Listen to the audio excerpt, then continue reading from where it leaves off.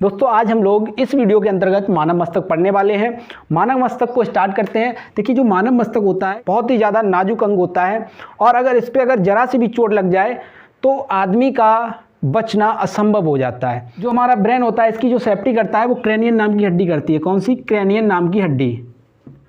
Cranium नाम की हड्डी करती है और ये 8 हड्डियों का समूह होता है। कितनी हड्डियों का? 8 हड्डियों का समूह होता है। उसके बाद ये जो 8 हड्डियां होती हैं ना, इन 8 हड्डियां जो आपस में जुड़ी होती हैं, क्या भाई 8 हड्डियां हैं तो ये आपस में जुड़ी होती हैं। ये 8 हड्डियां जो जुड़ी होती हैं, जो जॉइंट होते हैं, ये वाले जो जॉइंट हुए ना, इनको हम बोलेंगे रेशेदार जोड़। इसको इंग्लिश में बोलते हैं फाइबर जॉइंट। फाइबर जॉइंट क्या बोलते हैं? फाइबर जॉइंट बोलते हैं। उसके अलावा जब क्रेनियन के अंदर हम जाएंगे, क्रेनियन को पार करते हैं, मतलब जो हड्डी है हड्डी के अंदर जाएंगे तो हमें एक चीज़ देखने को मिलेगी, वहाँ पे एक थैली होती है। यानी हमारा जो दिमाग है एक थैली के अंदर बंद है। किसमें? थैली के अंदर रखा हुआ है। मेनिनजॉइट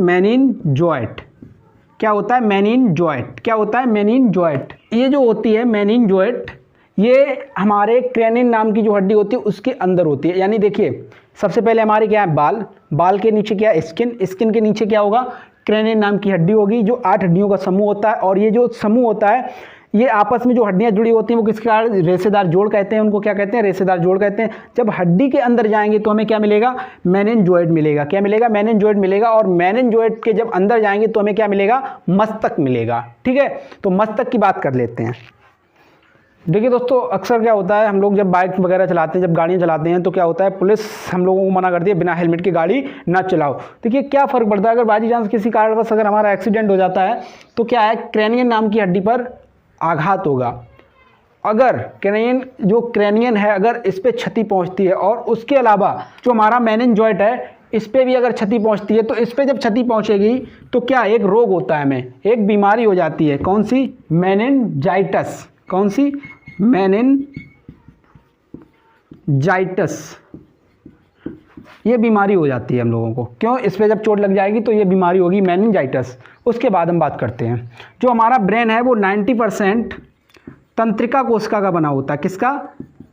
तंत्रिका कोशिका का बना होता है। तंत्रिका कोशिका का। इसको हम लोग न्यूरॉन कोशिका भी कहते हैं। क्या कहते हैं? न्यूरॉन कोशिका। क्या बोलते हैं? न्यूरॉन कोशिका के नाम से भी जानते हैं। देखिए इसमें जो तंत्रिका कोशिका होती है इसमें सेंट्रोसोम नहीं पाया जाता है। क्या नहीं पाया जाता? सेंट्रोसोम। क्या नहीं पाया जाता? सेंट्रोसोम नहीं पाया जाता। इस वजह से इसमें कोशिका विभाजन नहीं हो पाता है। क्या नहीं हो पाता है? कोशिका विभाजन नहीं हो पाता। जब कभी अगर मस्तिष्क में चोट लग जाए तो उसके बचने के चांस इसी वजह से कम हो जाते हैं, क्योंकि उसमें कोशिका विभाजन नहीं हो पाता है। और कोशिका विभाजन ना होने का कारण क्या होता है? सेंट्रोसोम होता है। सेंट्रोसोम नहीं पाया जाता है। किसमें? तंत्रिका कोशिका में। उसके बाद हम बात करते हैं, जो हमारा मस्तक है 10% किसका बना होता है? न्यूरॉन ग्लियल कोशिका का बना होता है। और इसमें क्या होता है? सेंट्रोसोम पाया जाता है। सेंट्रोसोम पाया जाता है। क्या होता है? इसमें सेंट्रोसोम पाया जाता है। और ये क्या कर सकता है? कोशिका विभाजन कर सकता है। क्या कर सकता है? कोशिका विभाजन कर सकता है। कभी कभी क्या होता है, हमारा जो मस्तक होता है बहुत अधिक मात्रा में जब कोशिका विभाजन कर देता है, यानी कंट्रोल से बाहर हो जाता है, तो एक बीमारी होती है, हमें क्या हो जाता है? कैंसर हो जाता है। क्या हो जाता है? कैंसर हो जाता है। क्या होता है? कैंसर हो जाता है। और इसको हम लोग फर्स्ट स्टेज को हम लोग ट्यूमर बोलते हैं।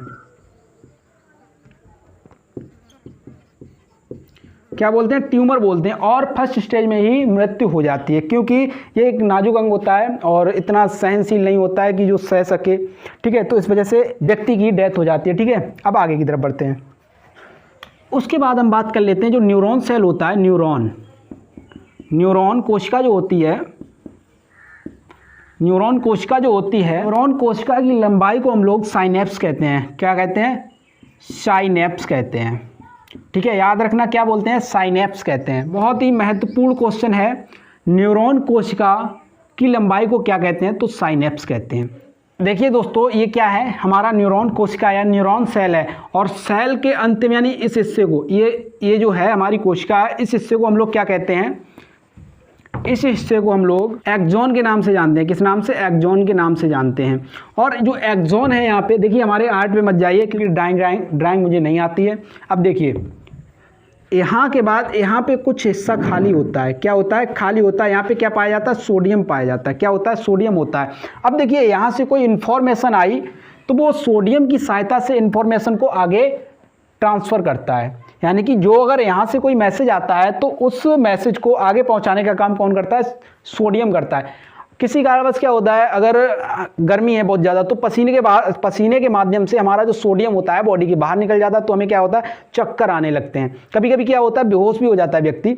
तो जब बेहोश होता है तो उसको हम लोग क्या करते हैं? चीनी पानी पिलाते हैं। कभी कभी क्या करते हैं? उसमें 1 चम्मच नमक भी डाल देते हैं। नमक डालने से देखिए क्या फ़ायदा होता है? वो सोडियम जो होता है ना, सोडियम की कमी हो गई थी, उसकी भी कमी पूरी हो जाएगी, है ना।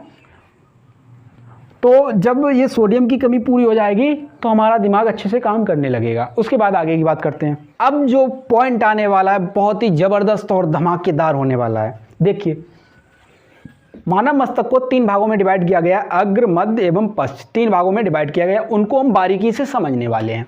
देखिए दोस्तों, ब्रेन को हम लोगों ने 3 भागों में बांटा, अग्र, मध्य एवं पश्च। अग्र मस्तक की बात की जाए तो ये फ्रंट पे ही होता है, ये यहाँ पे। उसके बाद इसको खोदते हुए जब हम आगे की तरफ बढ़ते हैं तो मध्य मस्तक मिलता है। उसके बाद नीचे के हिस्से में यहाँ पे इस जगह पे क्या होता है? हमारा पश्च मस्तिष्क होता है। और यहाँ पे एक हॉल भी होता है। अगर किसी व्यक्ति को यहाँ पे तेजी से मार दिया जाए तो उसको चक्कर आने लगे। अगर ज़्यादा तेजी से लग गया तो उसकी डेथ भी हो सकती है। याद रखना, क्योंकि यहाँ पे एक ब्रेन का भाग होता है। ठीक है, यहाँ पे ब्रेन होता है। कौन सा?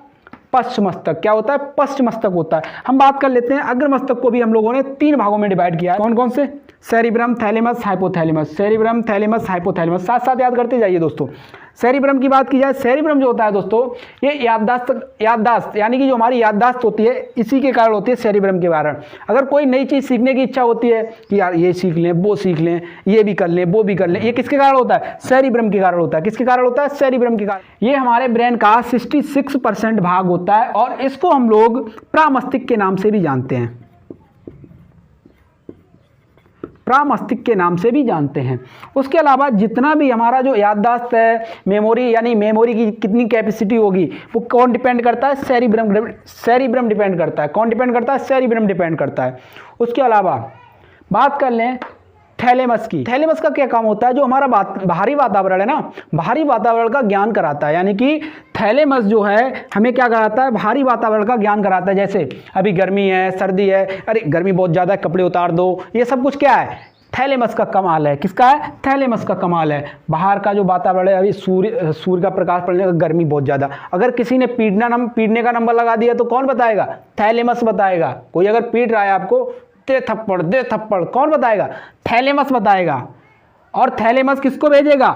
सेरिब्रम के पास भेजेगा। देख भाई कोई मार रहा है, तो क्या बताएगा? सेरिब्रम बताएगा ये पापा है। क्या करता है? बाहरी वातावरण का ज्ञान देता है। बाहरी वातावरण का ज्ञान।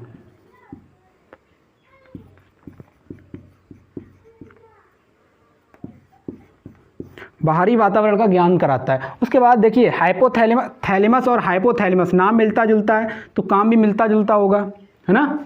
देखिए ये शराब पीने के बाद एक चीज़ और याद रखना, थैलेमस जो है शराब पीने के बाद काम करना बंद कर देता है। जब किसी शराबी पर मार पड़ती है यानी पिटाई होती है तो उसको उस समय दर्द नहीं होता है। जब सुबह उठता है तो इसको दर्द महसूस होता है, थैलेमस को दर्द महसूस होता है। किसी ने लगता है पीटा था, दर्द हो रहा है बहुत ज़्यादा, तो थैलेमस पूछता है सेरिब्रम से, याददाश्त का प्रतीक कौन है? सेरिब्रम से पूछता है भाई लगता है किसी ने पीटा है, दर्द हो रहा है। हाँ शाम को पिए थे तभी पीटा है किसी ने। तो ये सब कुछ बता देता है फिर बाद में, है ना, अगर याददाश्त आपकी अच्छी है तो। उसके बाद बात कर लें हाइपोथैलेमस की। हाइपोथैलेमस जो होता है, हाइपोथैलेमस और थैलेमस का लगभग नाम सेम है तो इसका काम भी सेम होना चाहिए। तो ये क्या होता है? बॉडी के अंदर के टेम्परेचर को कंट्रोल करता है। कौन? हाइपोथैलेमस। बॉडी के अंदर का टेम्परेचर कौन कंट्रोल करता है? हाइपोथैलेमस कंट्रोल करता है। ठीक है दोस्तों, हाइपोथैलेमस। उसके अलावा ये क्या करता है? देखिए सुख, दुख, भूख, प्यास, घृणा, ये किसके कारण होता है? हाइपोथैलेमस के कारण होता है। इसके अलावा बॉडी के अंदर जब टेम्परेचर ज़्यादा हो जाता है तो बॉडी क्या करती है? पसीने के रूप में गर्मी को बाहर निकालने की कोशिश करता है। ठीक है, अब बात करते हैं कारपोरा की। कारपोरा की बात कर लेते हैं। कारपोरा का काम क्या होता है? कारपोरा समझिए, आप जो भी देख रहे हैं यहाँ पे, वो किसके कारण? कार्पोरा के कारण। आप जो सुन रहे हैं वो किसके कारण? कार्पोरा के कारण। लेकिन एक चीज याद रखना, सिर्फ देखने का काम होता है इसका। यहाँ पे कुछ लिखा हुआ है तो क्या करता है कार्पोरा, क्या करता है, ये जानकारी किसके पास भेजता है? सेरिब्रम के पास भेजता है। भाई देखो यहाँ पे कुछ लिखा हुआ है, तब ये बोलता है, सेरिब्रम बोलता है कि हाँ ये कार्पोरा है। उसके अलावा जो मैं बोल रहा हूँ आप लोगों को सुनाई दे रहा है, वो किसके कारण? कार्पोरा के कारण। आप लोग जो चीज समझ रहे हैं वो किसके कारण? सेरिब्रम के कारण। सुनना और देखना किसका काम है? कार्पोरा का। देखना और सुनना।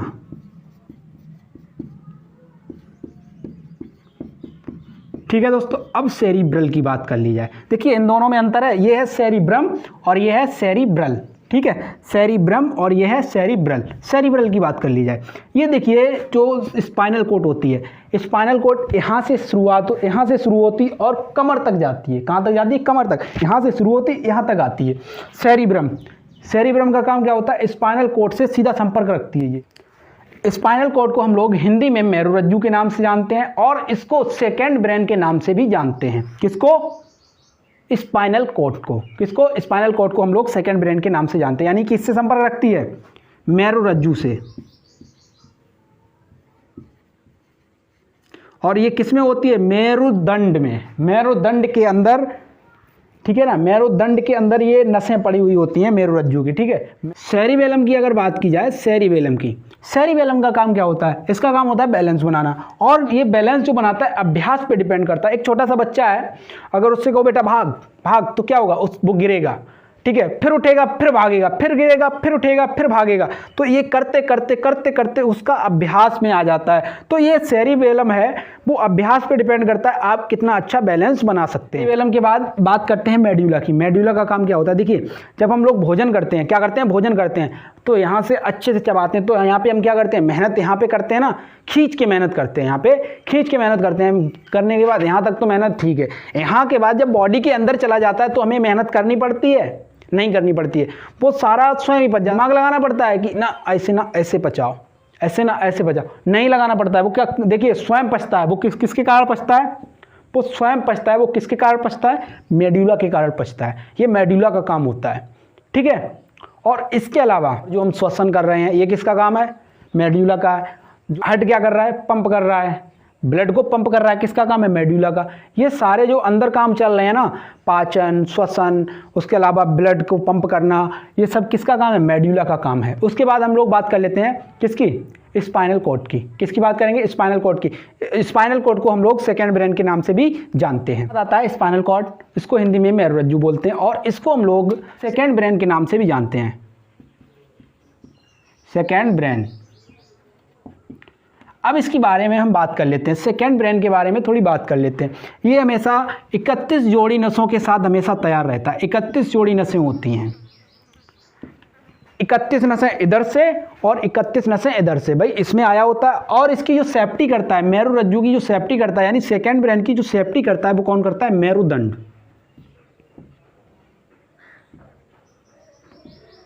मेरुदंड। और ये 31 जोड़ी नसों के साथ हमेशा तैयार रहता है। कब तैयार रहता है? जब हमारा ब्रेन बहुत ज़्यादा बिजी होता है। बिजी कब होता है? जब हम पढ़ रहे होते हैं।